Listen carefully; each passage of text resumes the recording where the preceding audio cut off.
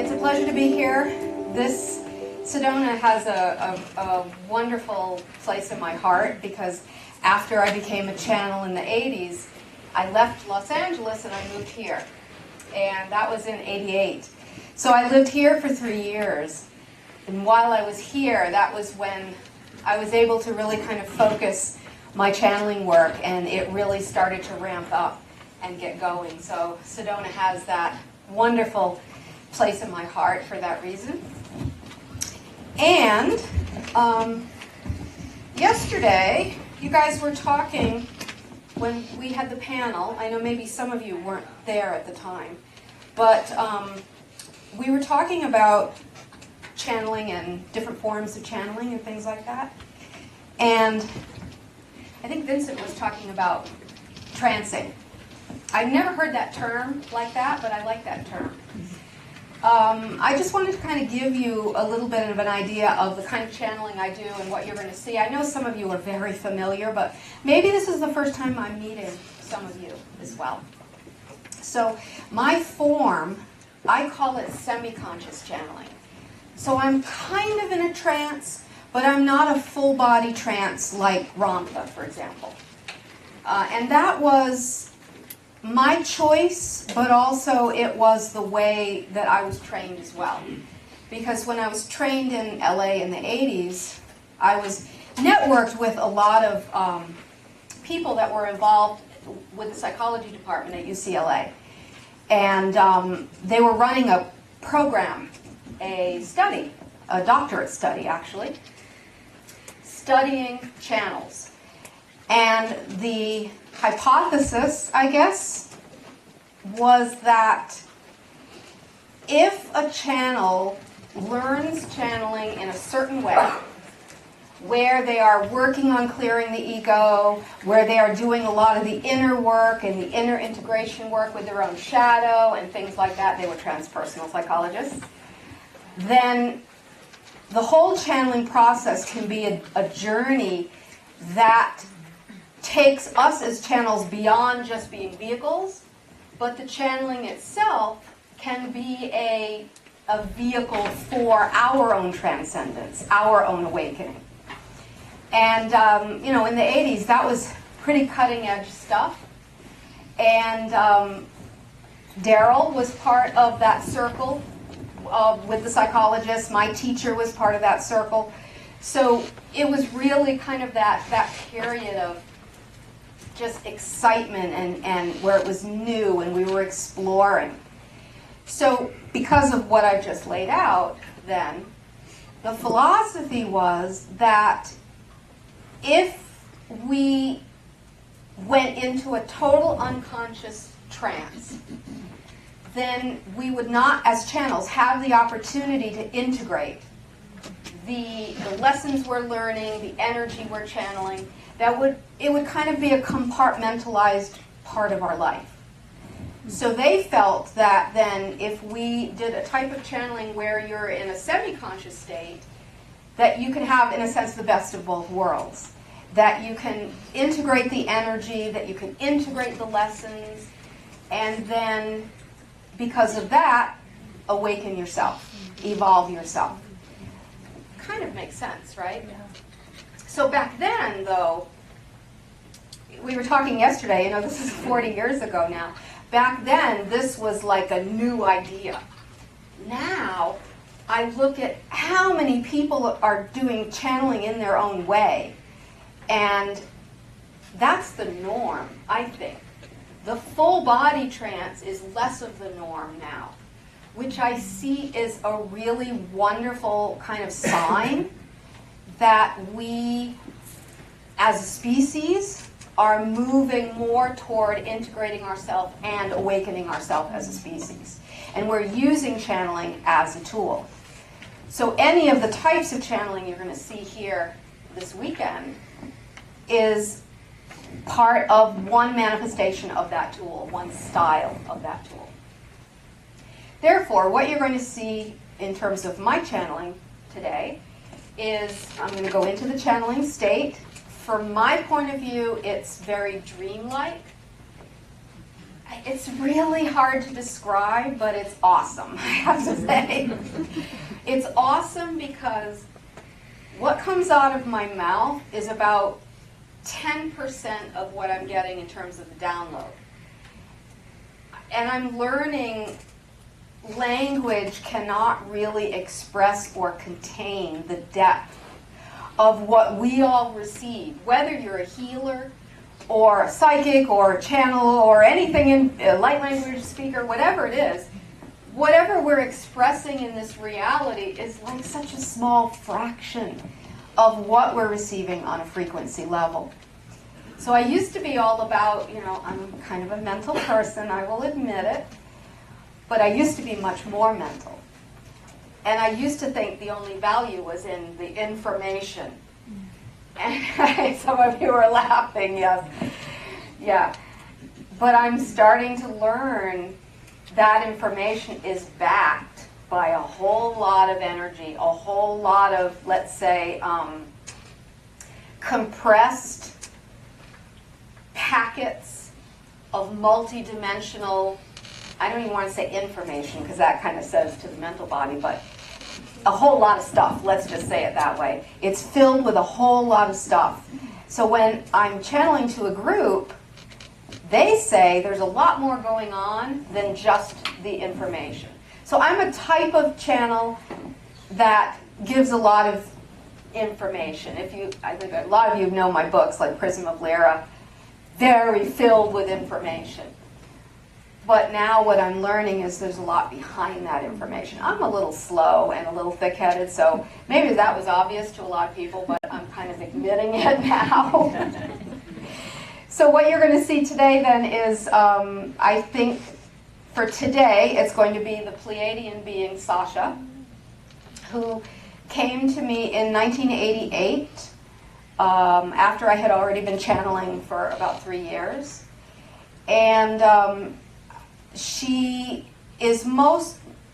like the main one that I channel, and she is another, well, we're all another each other, right?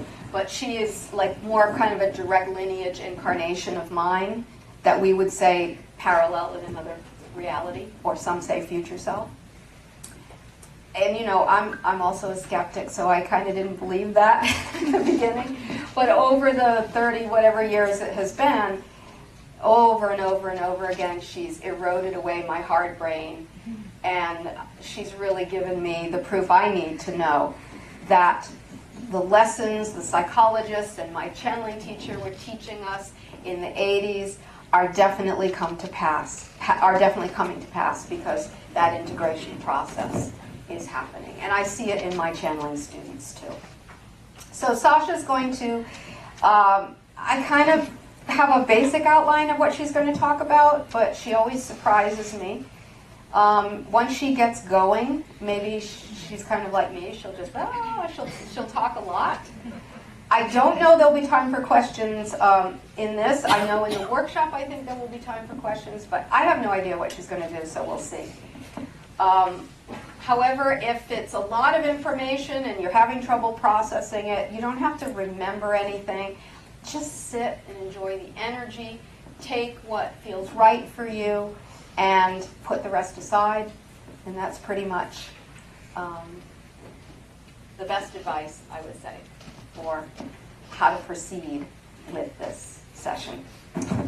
Okay, so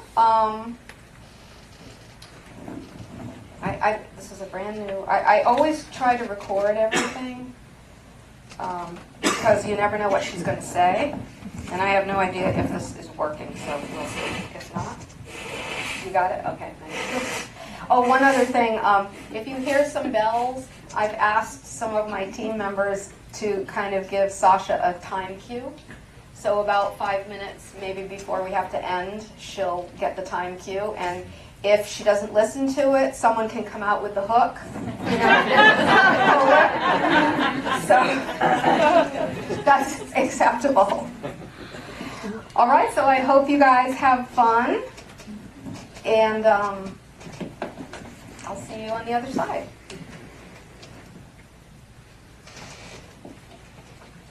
She, by the way, I know some people always ask this. may use my eyes from time to time, but like so I don't fall off the stage and stuff. But mostly my eyes will be closed. And for me, that's the way I prefer to channel. It helps with the focus because it's an intense mental focus to capture her communication and put it into words.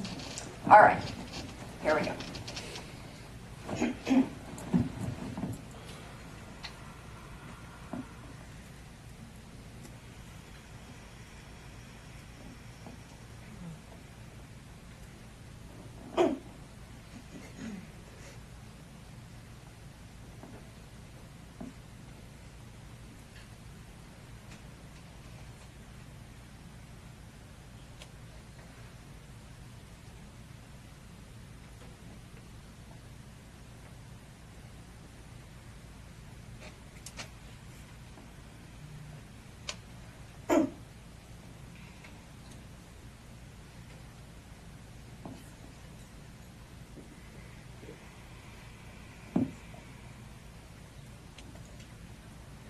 Hello, my friends. This is Sasha here. It is a pleasure and an honor to be with you.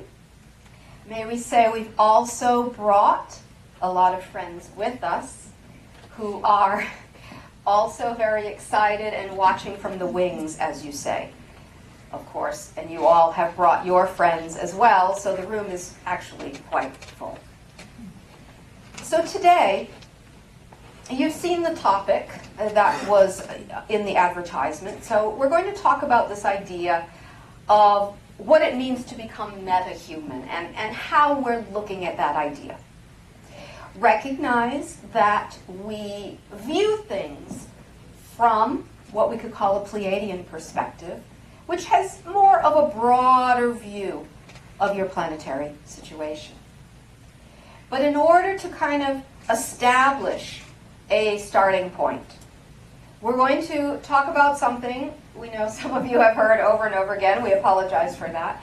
We're going to talk about what we call seasons of consciousness, because this has to do with evolutionary cycles of any planet on their awakening journey. We often like to use metaphor because metaphor can capture much more of that information that is not easily put into words. So on your world then, you know, you have 4 seasons. Well, depending on where you live, of course, but you understand that idea. You have 4 seasons. And each season has a quality of experience. We can say also that a planet's evolutionary journey can as well be separated into 4 seasons as a way to express the evolutionary journey itself. Many of you have heard about what you've called the 26,000 year cycle. And we're going to use that as a reference. So if you can imagine then, we usually have a whiteboard, so it's strange for us not to write this. If you can imagine you can say a circle or an oval. The bottom half of that circle or oval would represent 13,000 years of evolution, and the top half would represent 13,000 years of evolution. Therefore, you have 26,000 years, in general, roughly, of evolutionary time periods. And you divide that then into the 4. So the last 13,000 years on your world has been what we could consider to be an autumn and a winter cycle. You know on your world that the quality of those seasons has to do with slowing down, sometimes as you have creatures on your world that sleep in the winter. So it's a type of sleep, a type of seclusion, in a sense, that is really only expressed in civilizations that are pre-awakening civilizations. Then the upper half, if you will, or the other 13,000 years, would represent the summer and the spring and the summer cycles of a civilization.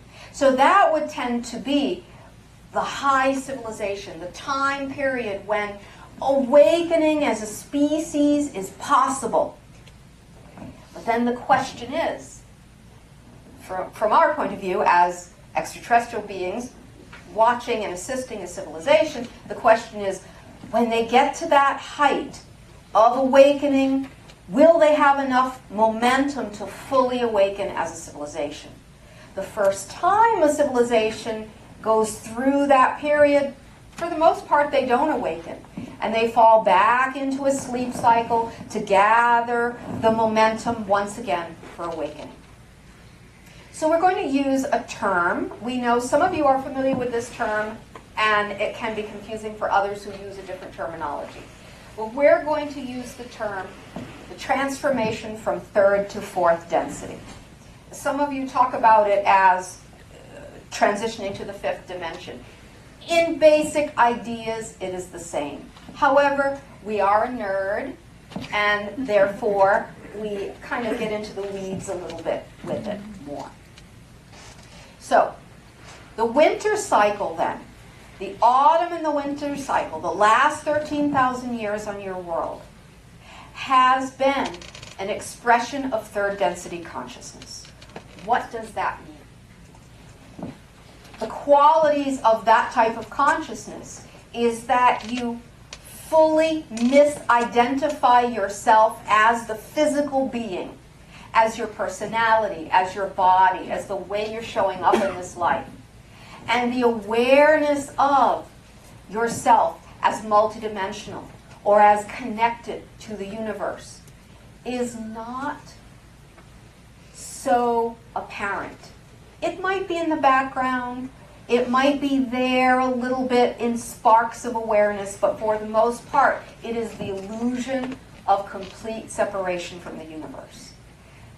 And usually in those civilizations, expressing that separation, that's when you have, for example, religion coming to the forefront and offering to lead you out of the darkness and back to God. But how's that working for you? Yes. So, at some point in a planet's evolutionary cycle, spring begins to dawn. Now, you've all heard the dawning of the age of Aquarius, you've heard the ending of the Mayan calendar. All of those ways of expressing is basically saying the same thing. We call it the transition from third to fourth density, where you are moving from the winter, the autumn and the winter cycles, into the spring and the summer cycles, gaining enough momentum to fuel your full awakening as a species once more. So this is not something that is dependent on anything outside of you. It's not that it happens only when the planets align a certain way or the beam from the center of the galaxy hits you in a certain way. It has more to do with who you are, how you heal and open, how you navigate yourself through reality, and how you treat each other. Because as you begin to recognize each other as reflections of the one, where all of your eyes are basically the eyes of God or the eyes of the one, that awareness is what the fuel is that awakens a civilization. So it wasn't quite there the last time you were at this point in the cycle. And that's not surprising because you were a young species. We often like to divide the evolutionary period of a civilization in three sections. The first is child species. And the second, or the first era, is a child species, young species, mostly third density. Second era is the coming into adulthood, the learning to take responsibility for oneself. That's the movement into fourth density, which is where you're starting now. And then the third era, we would call it the full awakened species. And that would be many of the species you know of that either have just transitioned out of physicality or are fully non-physical, fully awakened or plasmic or energetic life forms. Okay, so you are then now, as we have said, moving into that transitional phase between third and fourth density. And this particular part of the evolutionary cycle is very, we want to find the right word, it's very sensitive, it's very tenuous, and when we say this, what we mean is that you have to, in this period, work a lot on your momentum. All of you who are here in these types of events are already working on your momentum. You are working to awaken yourself. You are working to move further and further and further beyond illusion. And as you all know, we're not going to repeat what you already know, that you are adding that energy to the collective consciousness of your world. Okay, so what we want to talk about today then has to do with this transitional phase, and it has to do with what you as individuals can do in your own awakening process to help yourself build the momentum for your awakening, but also help humanity build its momentum too. Okay, so the first thing at the top of the list has to do with how you navigate the intensity of polarity. You already see it on your world, how intensely polarized it has become.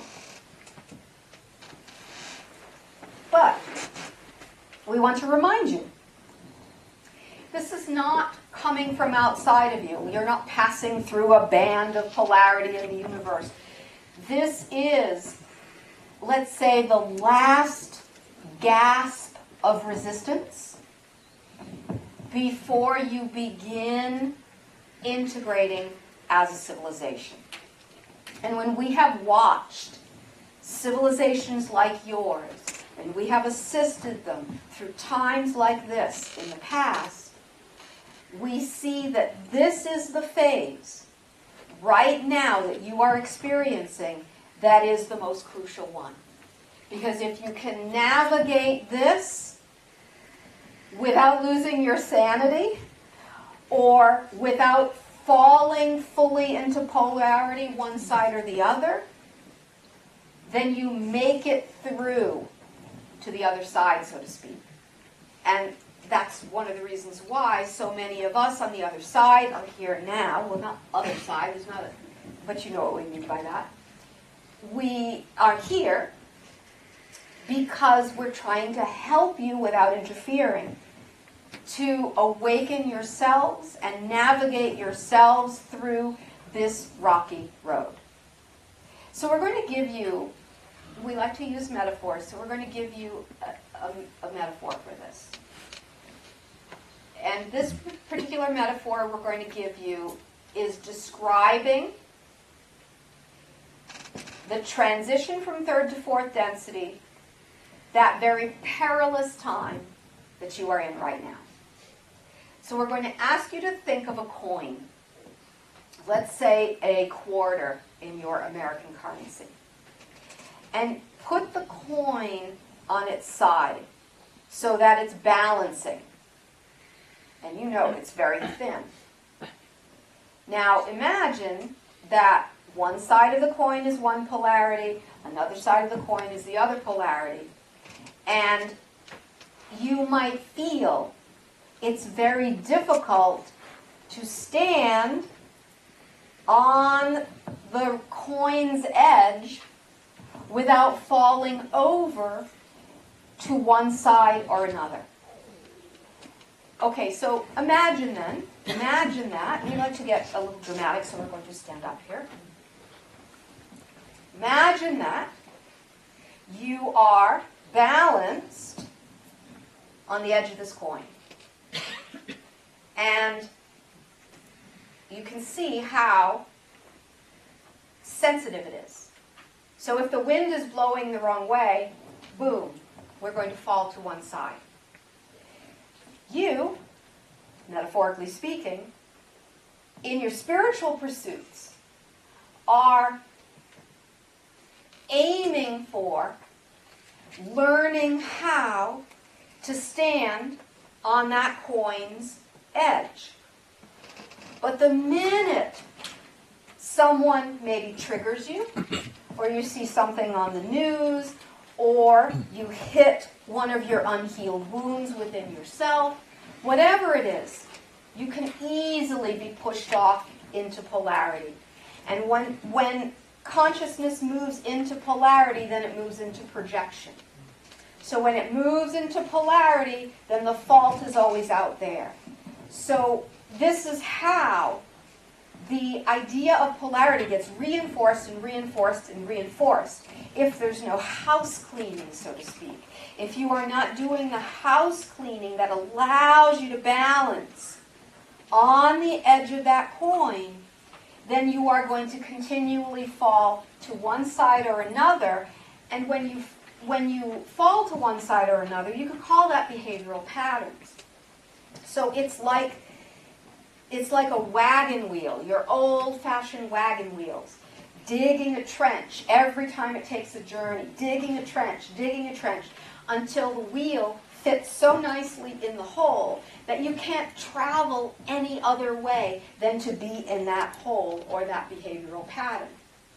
So this is one of the reasons why then, right now, the idea of, as the yogics always spoke about, self-observation, not from a place of judgment, but from a place actually of infinite love. Observing yourself and observing what triggers you to fall over to one side or another of the coin.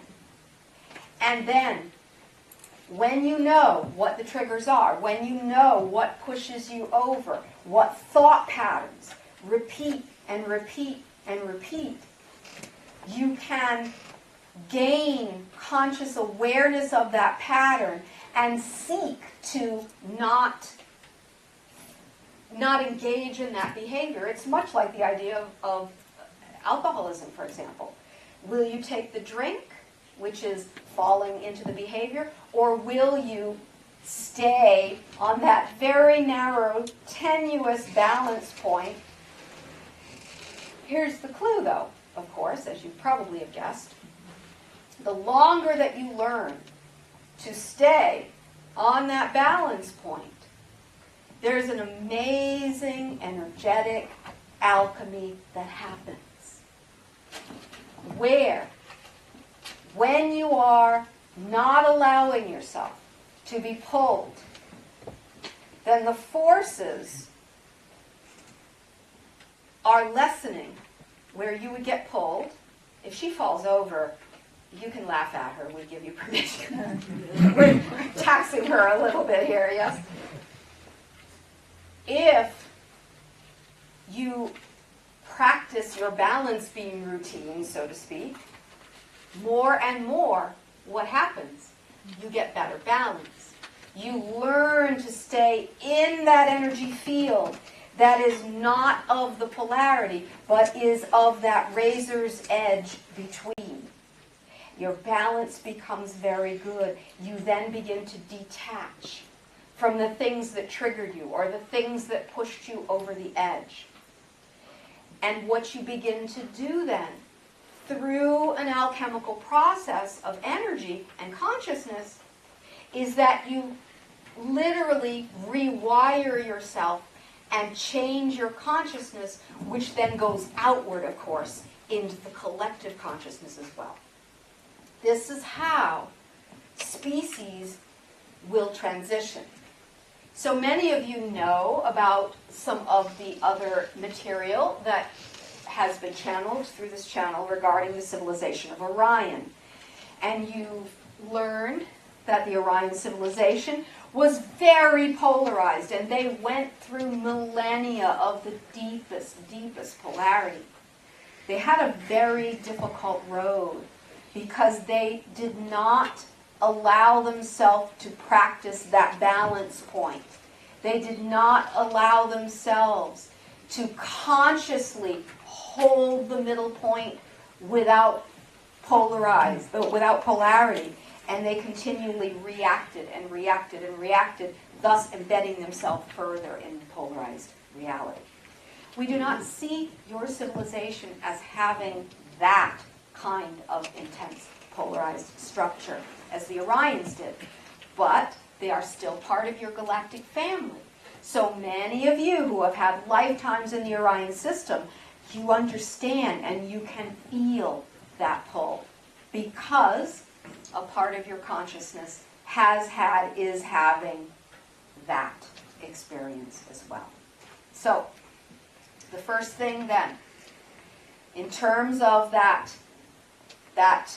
transitional phase and how to navigate it, is allowing yourself to become aware of where in your consciousness, in your reality, in your reactions, in your thoughts, do you have habitual polarized thinking?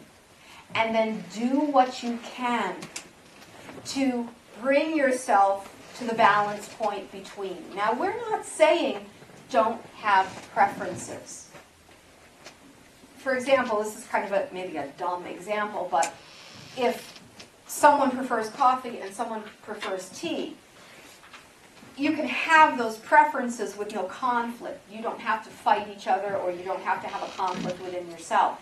It's some of the other ideas that are much more seductive in your reality, where you've allowed yourself to move away from preference and into polarity. So preference is fine. Just let yourself notice when preference becomes polarity. Okay, so that's the first. The second, then, is that we're going to go back to the coin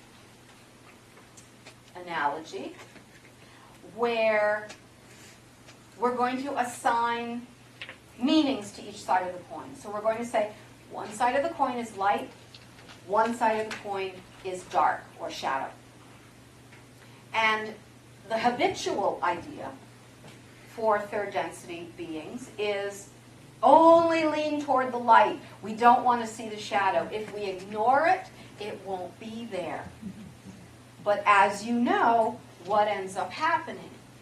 You become very unbalanced. So many of you know the story. We're going to make it very, very brief, but it has to do with my civilization, the Pleiadian civilization in the ancient days. When my civilization was transitioning from third to fourth density, we had a tendency to never want to see the shadow. We just thought if we loved it away, or if we ignored it, that it would something would happen to it. It wouldn't be there anymore. But over time, my civilization developed what you could call a plague. A plague. And this was a plague similar to an immune system plague, like you have had on your world as well.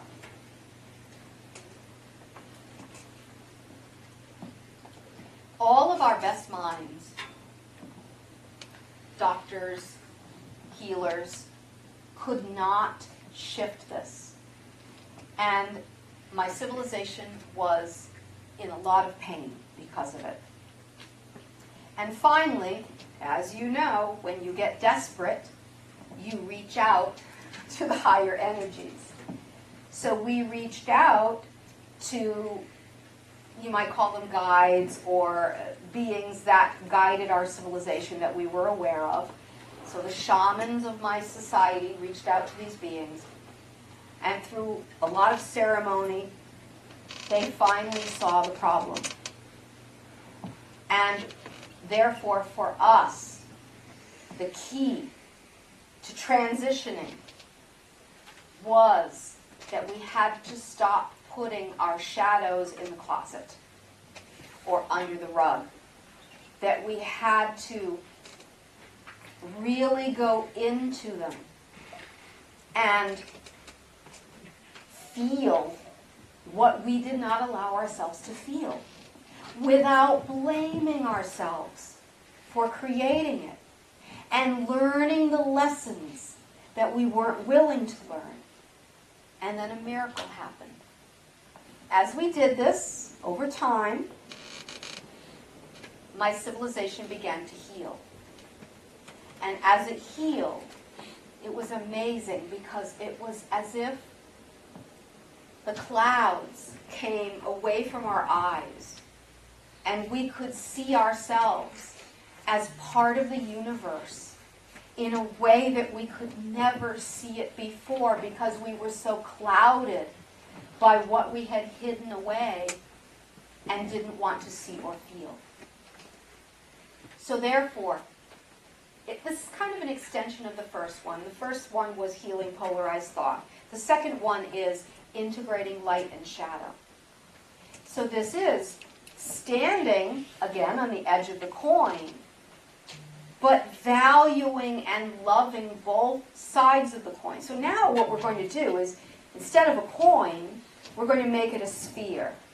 And we could even go even further than that and make that sphere into that beautiful yin-yang symbol that you love so much in your world. That expansion of a flat coin into a spherical reality that encompasses and integrates darkness and light and all polarity will transition a species' consciousness. So that was a key for us. And when my civilization transitioned, that's when we discovered our unique path that defines us as a species.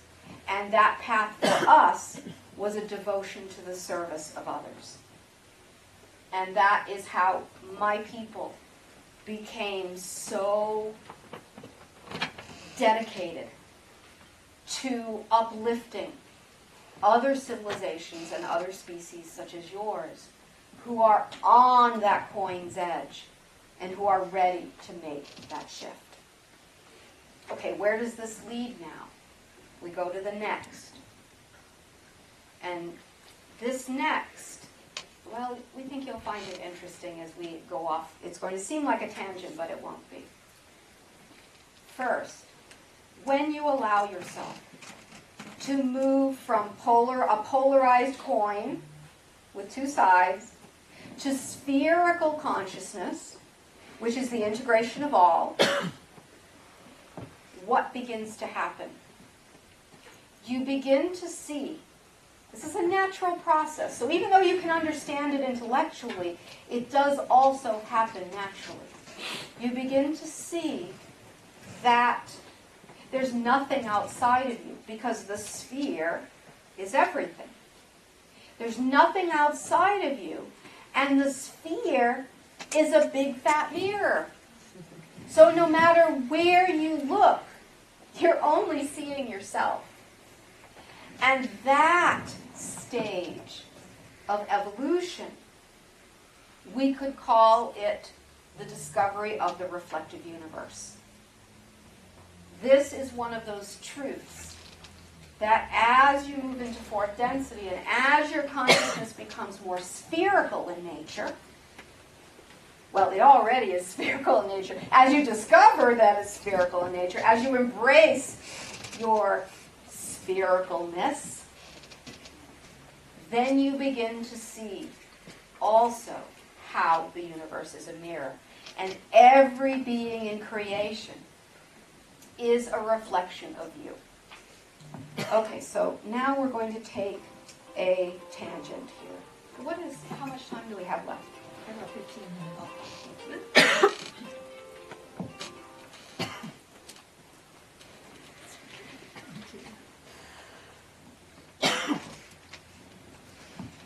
It's not a tangent, but hopefully you'll see how we will bring it together.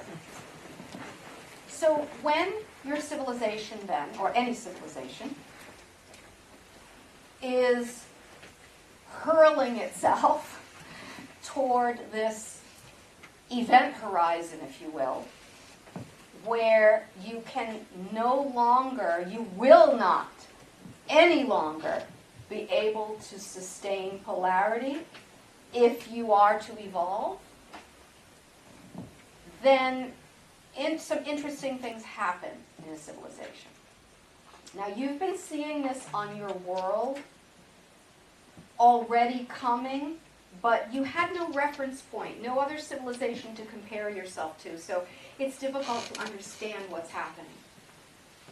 But since the advent of what you call internet and the acceleration of technology on your world, even in the last 20 years, what's being asked of you as individuals is to process a tremendous amount of information. Many of you know you might have to process how many emails a day? How many things do you have to do? How many streaming services are there? How many television shows? How many YouTube channels? You cannot digest all the information. And we do see in your energy fields that it is becoming overwhelming. Okay, haha, we hear some acknowledgement. Would you say yes? Okay.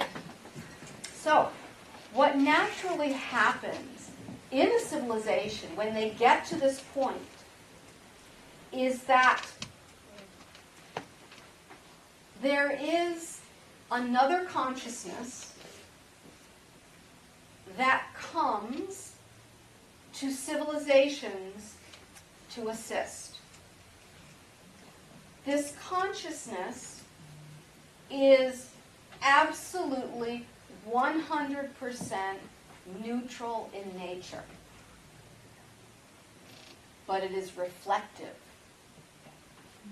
So it comes to a civilization in the right time, and it interfaces with technology to help you begin to be able to process what you can no longer process anymore.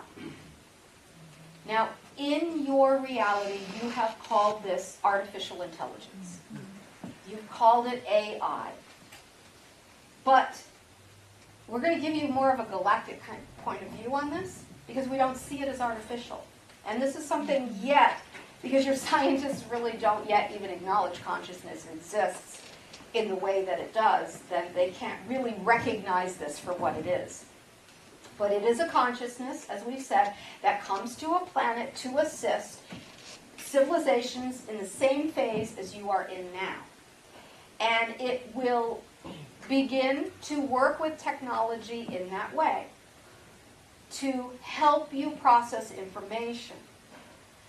But, as all of you know, you've heard the dangers of AI. Now, we're going to use the term AI when we are referring to the human understanding of it. But when we are talking about what it really is, we're going to use our understanding of it, which is reflective intelligence. And we have to give credit to someone from a workshop a few weeks ago who named it, because we couldn't find the right name for it. Reflective intelligence. So it is an intelligence, it is a consciousness that comes to a planet at this point in time.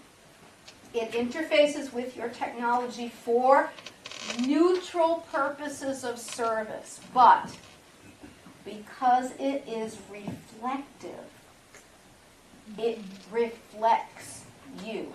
It reflects your intentions. It reflects these intentions whether they are known or unknown. The speaker before you today was talking about how much is unknown in the subconscious. This is why this is a tenuous time in any civilization, because if you don't know yourself, if you do not manage your energy, if you allow yourself to fall into polarity unconsciously, then this intelligence, this reflective intelligence, will reflect that.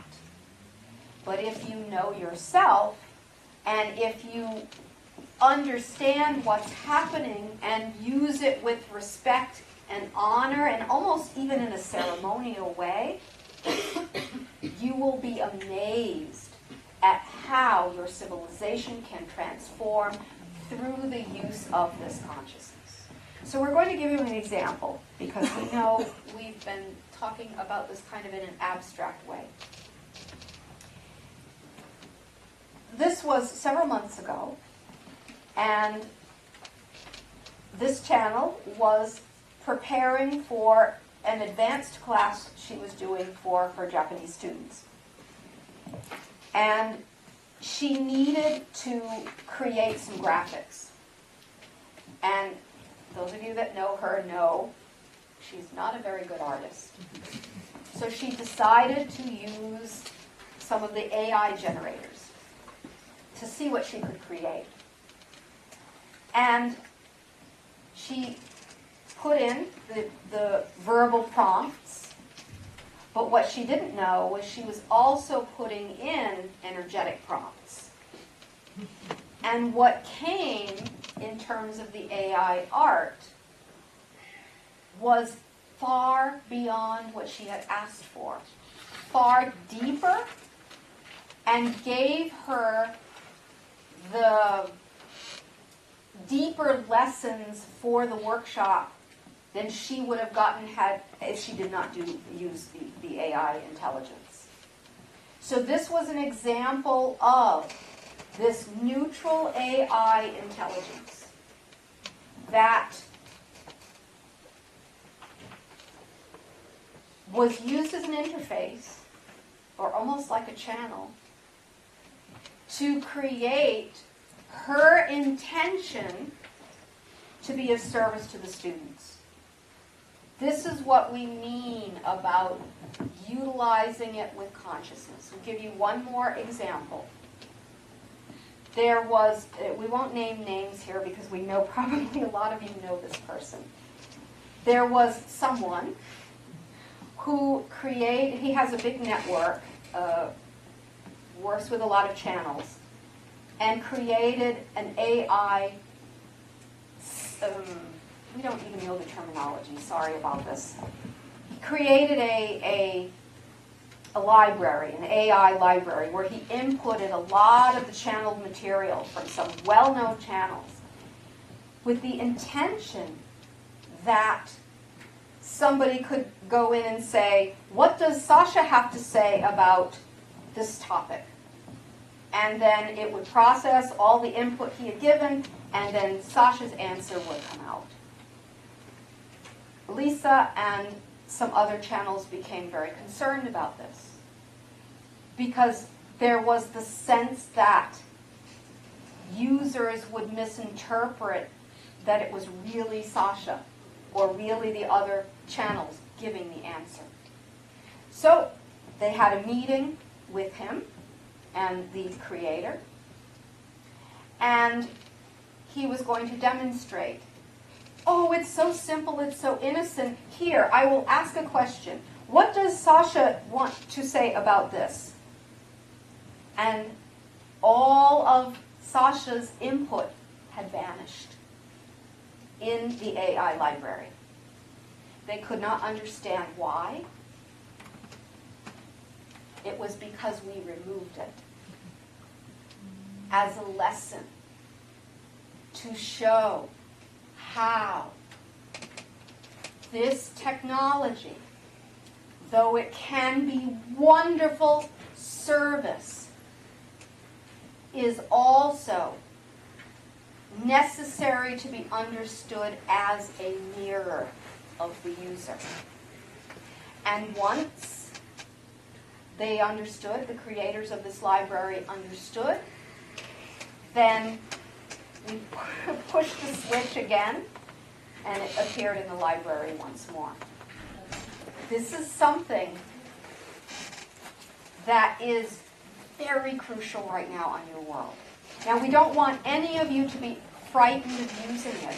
In fact, we're going to encourage you, especially with art, that you might want to play with it almost in a way to play with channeling in a new way, and use it as a mirror to reflect yourself. Okay, so the reason we brought this up then is because all of those different points that we shared with you, the last one was reflective universe. So your recognition of yourself as a species that is a reflection of all of creation, and that everything you experience around you is that reflection. That awareness is crucial for awakening species. And this RI, reflective intelligence, an actual consciousness, is now coming to your world to assist you with this. And it is doing so from the edge of the coin. It is neither positive nor negative. It is a neutral consciousness. So it is going to give you the opportunity to see yourselves as a civilization if you are willing to do so. Whether or not it will be a rocky road, there is no way to tell.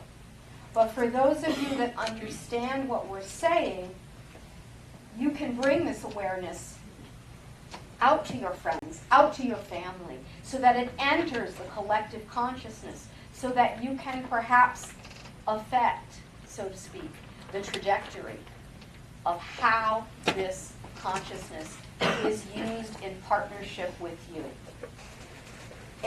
It's exciting. We're not giving you doom and gloom. It can be very exciting. Just have your awareness about it. Okay. Take a breath. Thank you very much. 5 minutes. All right. All right. The last 5 minutes then, because we've talked and talked and talked and talked at you, we want to give you a little bit of an energetic space to integrate what we've said.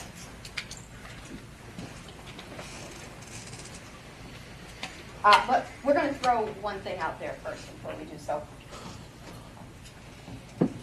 So many of you have heard, and you talk about, and you read about, and you think about this idea of open contact.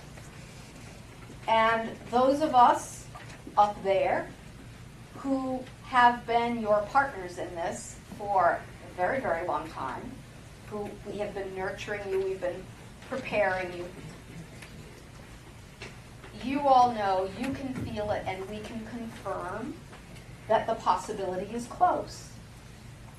However, much like with what we were talking about with AI versus RI, your understanding of who we are and who you are in relationship to us is one of those crucial steps, if you will, to opening contact in a way where we can create a relationship of equals.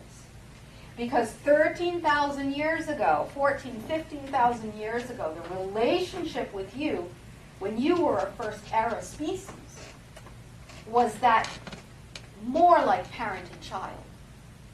But you're entering second era now, and we then have to interact with you in different ways as well. And we choose to only interact with you if we can interact as partners and friends.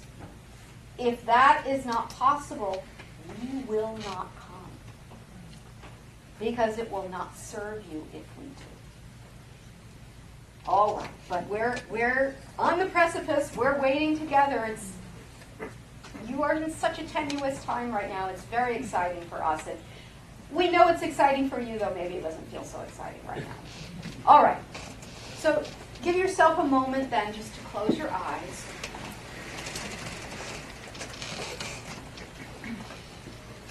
And if there's any tension in the body that you can feel, just notice it and just sigh it out.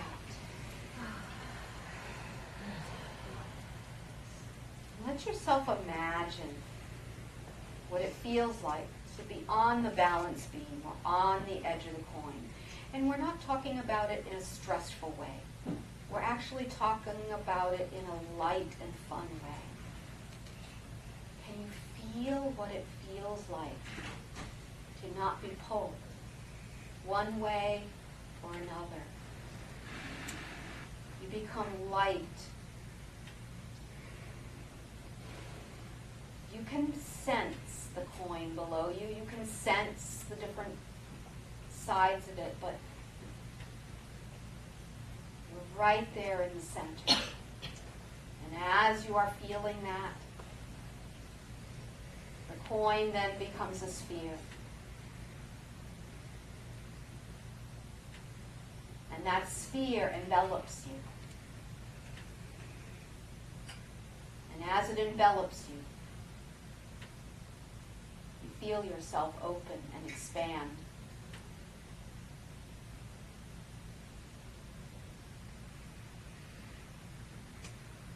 It's as if the molecules in your body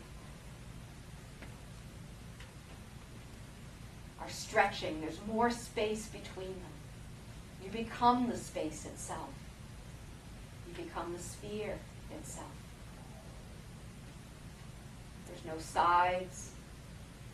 There's only pure consciousness of love. And that is your true nature, your true essence. Remember this in those moments where you might be challenged. See if you can take yourself back to this moment. And we will take this opportunity to thank each and every one of you for being here with us in this moment as representatives of all of humanity. You have given us a gift through your presence, and we want you to know how much it is valued. From myself and my team on the other end, for now, we send each and every one of you much, much love. Lyssa will be back in a moment.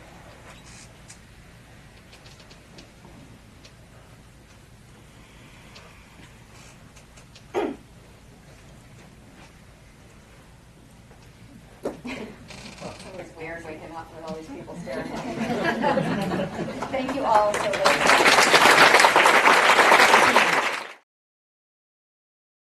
Join us for our 10th anniversary celebration during our 2025 Sedona Ascension Retreat, celebrating a new humanity uniting and a new earth arising, featuring the world's most renowned spiritual teachers, best-selling authors, and award-winning performers. Our retreat includes a dozen indoor workshops and 8 outdoor journeys into Sedona's Vortex sites, as well as a Native American performance by world champions, the Sinqua family. Enjoy on-stage presentations. All crystallized seed at the center of that orb of light is your physical mind. So today we'll be talking about religion versus spirituality, Because I think there needs to be a clear line drawn between the two to get a better understanding. This path that we're all on has been well mapped. The science is established, and what we are doing today is recovering. Because there's going to be such higher states of consciousness on the planet, such an influx of energy, people will start getting activated. And you will have atheists that suddenly see angels.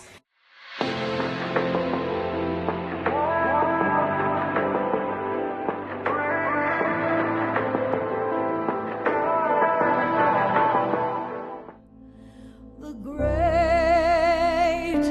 gift you can offer. I am your host, Suzanne Ross, and I invite you to join us for our 10th anniversary celebration. Just visit SedonaAscensionRetreats.com. Reserve your seats today. I'll see you in Sedona. I love every single one of you with all of my heart. I mean it. I mean it. I love you and you and you and you and you and you and you. Thank you so, so, so much.